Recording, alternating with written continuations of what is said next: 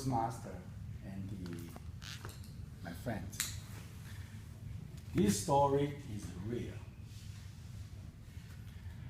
I am Catholic, very loyal Catholic. However, I'm interested to study the Buddhism. Therefore, in 1988, I created a Buddhism study group. It's called Oriental Philosophy Study Club in the Ohio State University. I was the first president. We invited those monks give a speech in the Royal Common. When I was in Taiwan, when I was a college student from the National Taiwan University, everybody talk about in Zhang Hua called Shui Li Lian Yin Si, that's the temple, Buddhist temple. Then I have the honor to invite this monk give a speech. In that temple, created lots of Buddhist leaders. Then I asked him, I say, that place, nowhere.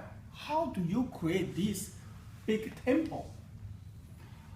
When I asked this question, he stands straight, okay, with real enthusiasm. He said, I didn't build it. I said, wow, you didn't build it. He said, let me share you the story. In 1950, communists take over the mainland China.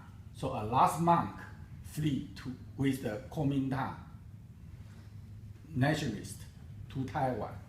And most of the monks stay in Taipei.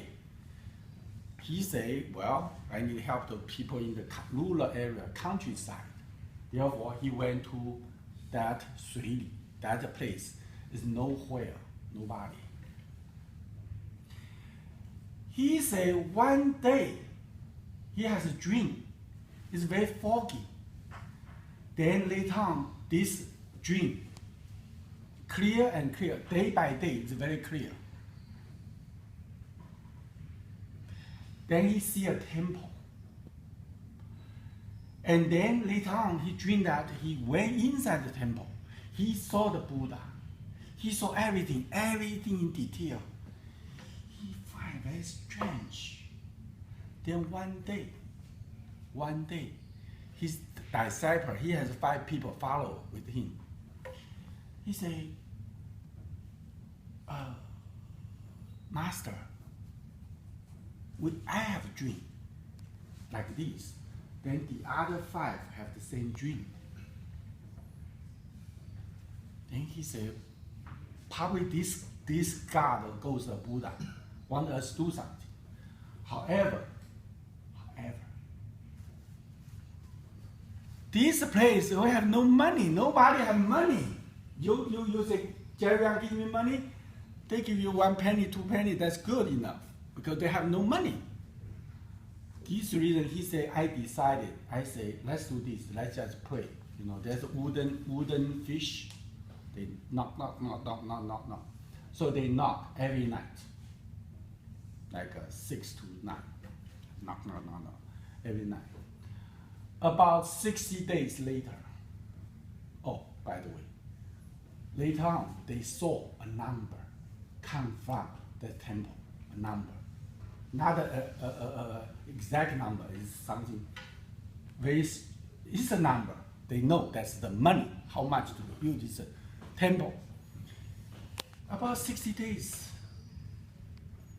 there's a guy grabbed 2 big suitcases of money from Taipei. At that time, you remember, Taiwan is not very developed. So he has a taxi, drive there, and knock on the door. And then he said, oh my gosh, I finally found you. This is the money. He tell those people, exactly the amount. Then this monk, he asked this guy, the donor. He said, how do you find us? He said, how do you find us? This guy says, wow, you must have received this money because I just cannot sleep. 60 days ago, I hear a very, very vague knock. And then gradually, I saw a temple. And gradually, I go inside the temple. Then I gradually saw the numbers. Then every day right now, whenever I close the eyes, I saw the temple.